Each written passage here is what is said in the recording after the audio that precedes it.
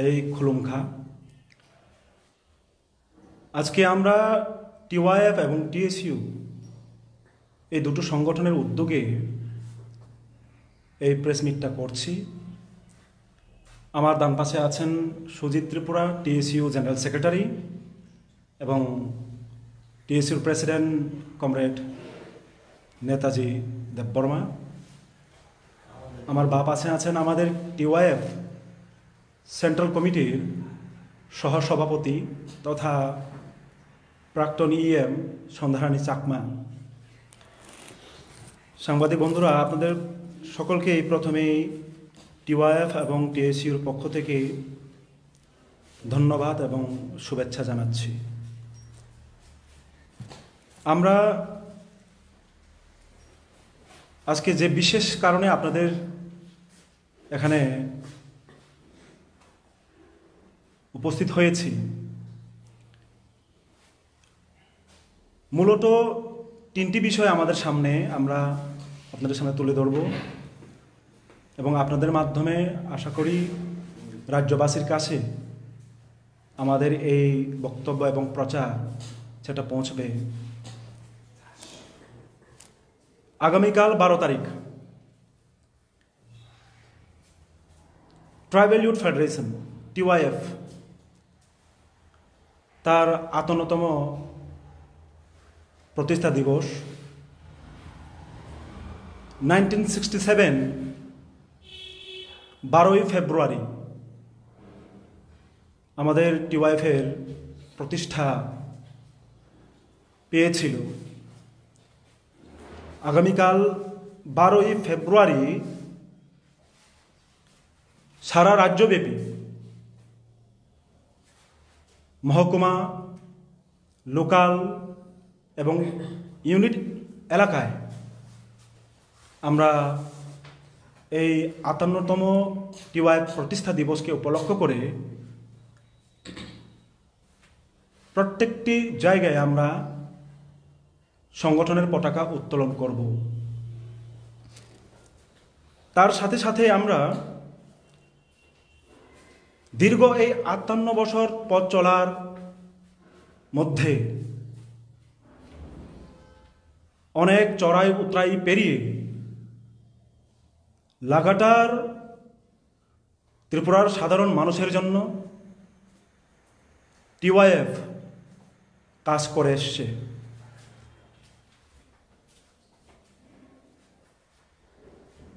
আমরা দেখেছি 1979 জানুয়ারি ককবরক ভাষাকে সরকারি ভাষা হিসেবে স্বীকৃতি দানের জন্য টিওয়াইএফ, জিএমপি, টিএসইউর আন্দোলন, এবং সেই আন্দোলন করতে গিয়ে রাজ্যের তরতাজা যুবক ধনঞ্জয় ত্রিপুরাকে শহীদের মৃত্যুবরণ করতে হয়। প্রথম বামফ্রন্ট সরকার 1979 19 জানুয়ারি ককবরক ভাষাকে রাজ্যের একটি ভাষা হিসেবে স্বীকৃতি দান করেন, অন্যতম ভাষা হিসেবে। দীর্ঘ প্রায় 45 বছরের পথ চলাতে তৎকালীন বামফ্রন্ট সরকারের আমলে আমরা দেখেছি 1994-এ ককবরক ভাষার উন্নয়ন কল্পে পরিকল্পিতভাবে ককবরক সার্টিফিকেট কোর্স চালু করেছে। তারপর 1998-এ ডিপ্লোমা কোর্স চালু করেছে। 2012 সালে রাজ্যের সাধারণ ডিগ্রি কলেজগুলোতে ককবরক সাবজেক্টটাকে অন্তর্ভুক্ত করা হয় এবং 2015 সালে ত্রিপুরার কেন্দ্রীয় বিশ্ববিদ্যালয় ত্রিপুরা বিশ্ববিদ্যালয় সেখানে পোস্ট গ্রাজুয়েট কোর্স চালু করা হয় এবং 2018 পর থেকে ককবরক বিষয়ে রিসার্চ পিএইচডি কোর্স এখন বর্তমানে 3 জন স্কলার ত্রিপুরা ইউনিভার্সিটিতে তারা রিসার্চ করছেন, পড়াশোনা করছেন। এমতাবস্থায় দাঁড়িয়ে গত কিছুদিন পূর্বে রাজ্যের বিভিন্ন প্রিন্ট মিডিয়া, সোশ্যাল মিডিয়ার মাধ্যমে আমরা দেখেছি, রাজ্যবাসী দেখেছে, আমরা অবগত হয়েছি, টিবিএসসির প্রেসিডেন্ট ডক্টর গণ চৌধুরী তিনি সেন্টার অবজারভারদের নিয়ে একটা হল সভার মিটিংয়ে নাকি বলেছেন সামনে যে মাধ্যমিক এবং উচ্চ মাধ্যমিকের পরীক্ষা হবে সেখানে ককবরক বিষয়ের পরীক্ষা সেটাতে রোমান স্ক্রিপ্টে যদি লেখা হয় তাহলে তাকে এফআইআর করা হবে, প্রয়োজনে সেন্টারে সেন্টারে পুলিশি ব্যবস্থা করা হবে। এই ধরনের মন্তব্য, এই ধরনের স্টেটমেন্ট তিনি করেছেন। পরবর্তী সময়ে তৎক্ষণাৎ তিনি বলবেন আমাদের জেনারেল সেক্রেটারি টিএসইউর সুজিত ত্রিপুরা তার কথাবার্তা এবং বোর্ডের প্রেসিডেন্টের সঙ্গে কী কথাবার্তা হয়েছে তিনি বলবেন ওনার বক্তব্যের সময়। আমরা দেখেছি পরবর্তী সময় এক এক রকমের কথাবার্তা বলছেন টিবিএসসির প্রেসিডেন্ট, জানিয়ে রাজ্যের হাজার হাজার পরীক্ষার্থী যারা ককবরক নিয়ে পড়াশোনা করছেন, যাদের স্কুলে, কলেজে, ইউনিভার্সিটিতে ককবরক সাবজেক্ট আছে, তাদের মধ্যে একটা আশঙ্কা তৈরি হয়, একটা কৌতূহল তৈরি হয় যে তাহলে কি আমরা রোমান হরফে লিখতে পারবো না? তো তা নিয়ে আমাদের টিওয়াইএফ এবং টিএসইউ সেন্ট্রাল কমিটির স্ট্যান্ডটা হচ্ছে বিগত বছরগুলোতে প্রায় দেড় দশক 2 দশক ধরে ককবরক বিষয়টা যখনই পরীক্ষা হয়েছে স্কুল, কলেজ, ইউনিভার্সিটিতে, কোনোদিন পরীক্ষার খাতায় লেখার জন্য রোমান কিংবা বাংলা স্ক্রিপ্ট নিয়ে এই ধরনের সমস্যার সম্মুখীন হতে হয়নি। কিন্তু গত 2022, 23 এবং 24 এই সময়টার মধ্যে আমরা লক্ষ্য করছি পরিকল্পিতভাবে ককবরককে দাবিয়ে রাখার জন্য, নিজেদের রাজনৈতিক উদ্দেশ্য চরিতার্থ করার জন্য বিজেপি আইপিএফটি জোট সরকার টিবিএসসির প্রেসিডেন্টের মাধ্যমে বলার চেষ্টা করছেন রোমান হরফে লিখতে পারবে না, রোমান হরফে লিখলে পরে এফআইআর করা হবে। ওনার এই বক্তব্যকে টিওয়াইএফ এবং টিএসইউ প্রতিবাদ জানাচ্ছে এবং এও দাবি করছে অতি দ্রুত ওনার এই স্টেটমেন্ট শুধুমাত্র বাংলা স্ক্রিপ্টে এই পরীক্ষা লেখা হবে, রোমান হরফে লেখা যাবে না, এফআইআর করা হবে। এই ধরনের স্টেটমেন্ট, এই ধরনের মন্তব্য এটা দুর্ভাগ্যজনক, এটা অনভিপ্রেত। আমরা ওনার কাছে আপিল করব, অনুরোধ করব, যেহেতু সামনেই পরীক্ষা, আজকে 11 তারিখ, হাতে সময় নেই, এই সময়ের মধ্যে যদি কোন লিপিতে লেখা হবে, কোন লিপিতে লিখতে পারবে না, ক্যাশ হবে, এই নিয়ে যদি মতানৈক্যের মধ্যে থাকে, সংশয়ের মধ্যে থাকে, তাহলে ছাত্রছাত্রী, হাজার হাজার ছাত্রছাত্রীর ভবিষ্যৎ কোথায় গিয়ে থাকবে? এমনিতে আমরা লক্ষ্য করেছি রাজ্যের বিভিন্ন স্কুল, কলেজে টিচার, বিষয় শিক্ষক, এসটিজিটি নিয়োগ হচ্ছে না, অ্যাসিস্ট্যান্ট প্রফেসর নিয়োগ নেই। যেই কাজটা প্রাথমিকভাবে প্রাধান্য দেওয়ার দরকার সেই জায়গাতে না গিয়ে স্ক্রিপ্ট ইস্যুটাকে সামনে এনে ছাত্রছাত্রীদের মধ্যে একটা বিব্রতকর পরিস্থিতির মধ্যে ঠেলে দেওয়ার চেষ্টা করা হচ্ছে। আমরা এই জায়গায় দাঁড়িয়ে ছাত্রছাত্রীদের ভবিষ্যতের কথা মাথায় রেখে টিবিএসসি যাতে অতি দ্রুত বাংলা এবং রোমান এই দুটো স্ক্রিপ্টে লেখার জন্য স্পষ্টীকরণ দেয়, তার জন্য আমরা টিবিএসসির কাছে আপনাদের মাধ্যমে, আপনাদের মিডিয়ার মাধ্যমে আমরা অনুরোধ করব। এখানে কিছু প্রশ্ন আপনাদের সামনে আমি এবং কিছু কথা রাখতে চাইব। আমাদের যা মনে হয়েছে, বিজেপি আইপিএফটি জোট সরকার পরিকল্পিতভাবে রাজনৈতিক উদ্দেশ্য চরিতার্থ করার জন্য তারা এই ইস্যুগুলোকে নিয়ে এখন তালমাতাল করে রাখতে চাইছে, যাতে মানুষ মূল যে মুদ্রা প্রত্যেকটা দিন আমরা খবরের পত্রিকায় দেখতে পাই, নেশা শক্ত হয়ে মারা যাচ্ছে যুবক, তরতাজা যুবক।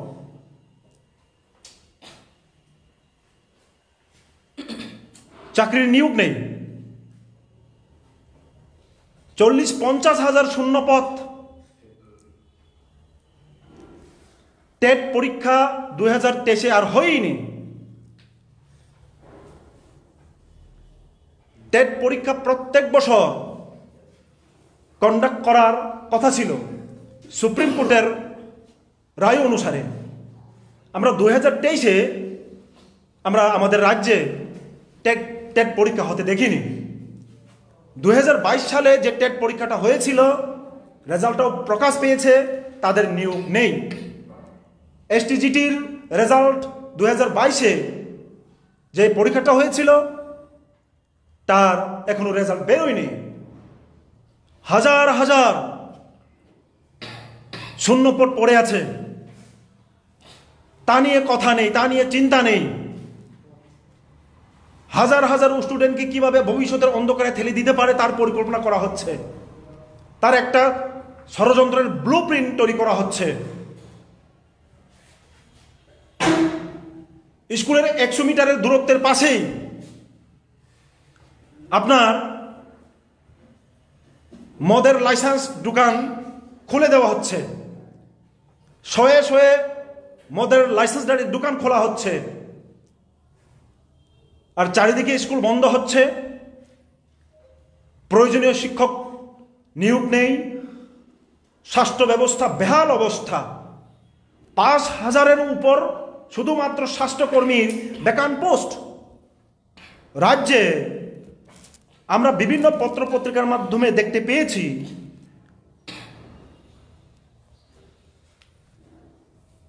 প্রায় নার্স শূন্যপদ পড়ে আছে 555 জন।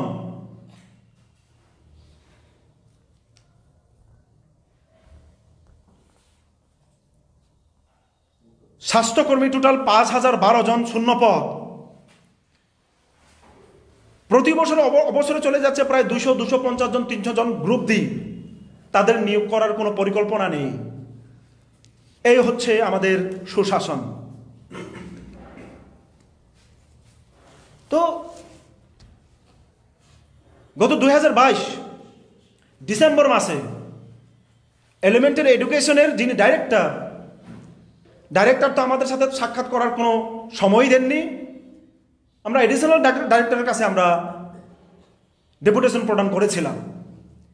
এসটিজিটি অতি দ্রুত নিয়োগ করে যাতে শিক্ষক স্বল্পতা দূর করা হয় তা নিয়ে।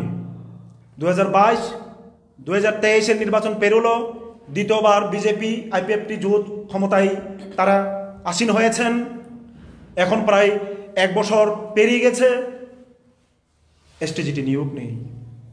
কিন্তু স্ক্রিপ ইস্যু, কখনো হিন্দু খ্রিস্টানদের সার্টিফিকেট বাতিল করতে হবে, এই ধরনের বিভিন্ন ইস্যু তৈরি করে করে মানুষের মধ্যে বিভ্রান্ত সরাবার একটা চেষ্টা করছে। আমরা সচেতন নাগরিকদের প্রতি আহ্বান করতে চাইব, বিজেপি আইপিএফটি জোট সরকারের আরএসএসের এই ধরনের বিভ্রান্তিতে আপনারা পা দেবেন না নিশ্চিত।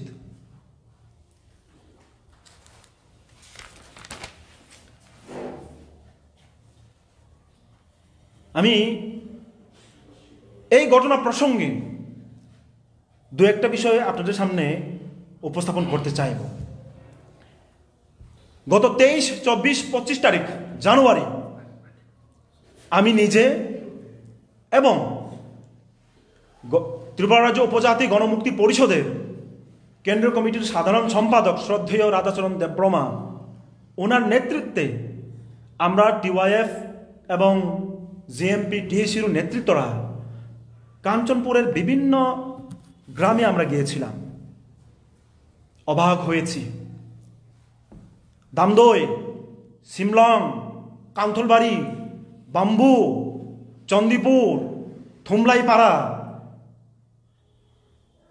আপনারা কখনো যদি যান দেখতে পাবেন মানুষের কি দুরবস্থা। গত 6 বছরের রাস্তার মেরামত নেই। 2018 পর সেই সব এলাকাতে বিদ্যুৎ সংযোগ ছিন্ন হয়ে গেছে। বিদ্যুৎ সংযোগ নেই, মেরামত নেই। রেগার কাজ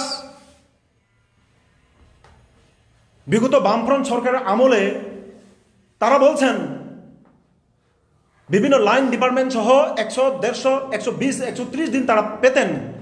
বর্তমান সময়ে তারা 20 দিন 25 দিন পাচ্ছেন।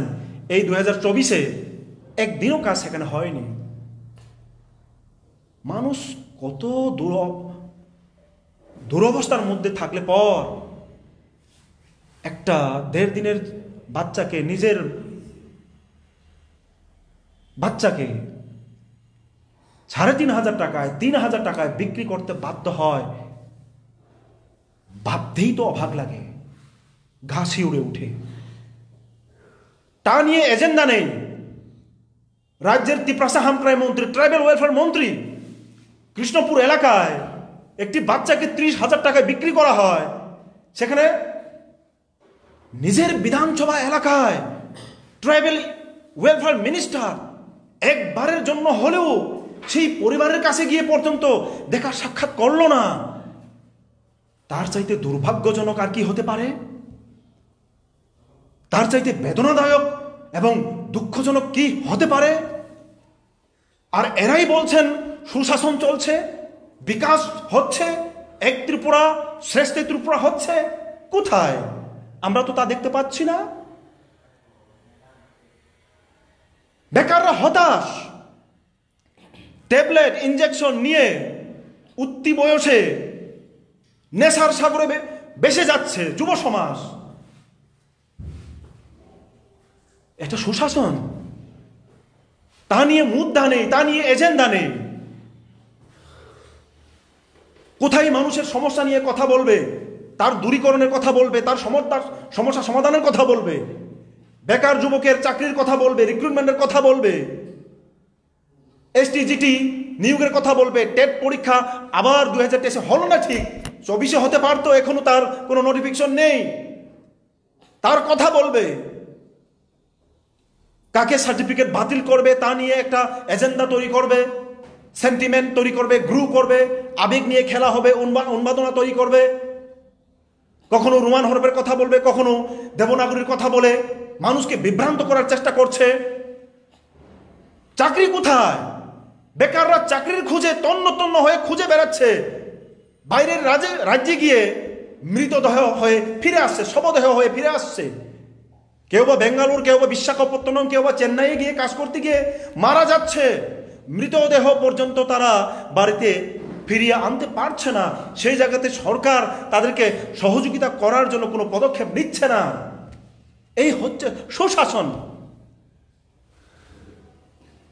আমরা অত্যন্ত বেদনা বহুল চিত্তে এই কথা বলতে বাধ্য হচ্ছে। বিজেপি আইপিএফটি জোট সরকার প্রতিষ্ঠা হওয়ার পর এবং দ্বিতীয়বার পুনরায় প্রতিষ্ঠা হওয়ার পর মানুষের সমস্যা নিয়ে তাদের কোনো কাজ নেই, কথা নেই। যুবকদের সমস্যা সমাধানের জন্য কোনো পরিকল্পনা নেই। শিক্ষা ব্যবস্থাকে উন্নততর করার জন্য যে ব্যবস্থা নেওয়া দরকার তার কোনো হেলদোল নেই। স্বাস্থ্য ব্যবস্থাকে কিভাবে আরেকটু উন্নত করা যায় তার কোনো ব্যবস্থা নেই। তা প্রমাণিত। এই জায়গাটি দাঁড়িয়ে আমরা রাজ্য সরকারের কাছে অনুরোধ করব, রোমান হরফ এবং বাংলা হরফে যাতে পরীক্ষার্থীরা পরীক্ষায় বসতে পারে, তার জন্য টিবিএসসির প্রেসিডেন্ট অতি দ্রুত তার একটা স্পষ্টীকরণ দিয়ে হাজার হাজার যারা অপেক্ষায় আছেন টিবিএসসির বোর্ড কি সিদ্ধান্ত নেয় অধীর আগ্রহে, তাদেরকে আশ্বস্ত করুন যাতে মাধ্যমিক এবং 12-এর পরীক্ষায় তারা ভালোভাবে পরীক্ষাটায় বসতে পারে।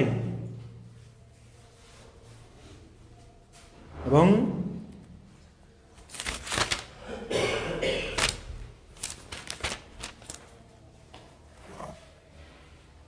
মোটামুটি এই হচ্ছে আমাদের এজেন্ডা।